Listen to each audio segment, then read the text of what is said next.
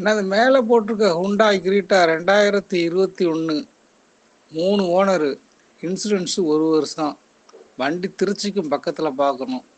Final rate 9,50,000 ஆகும். அது கம்மி ஆகாதுங்கண்ணே. ஐடியா இருக்கிற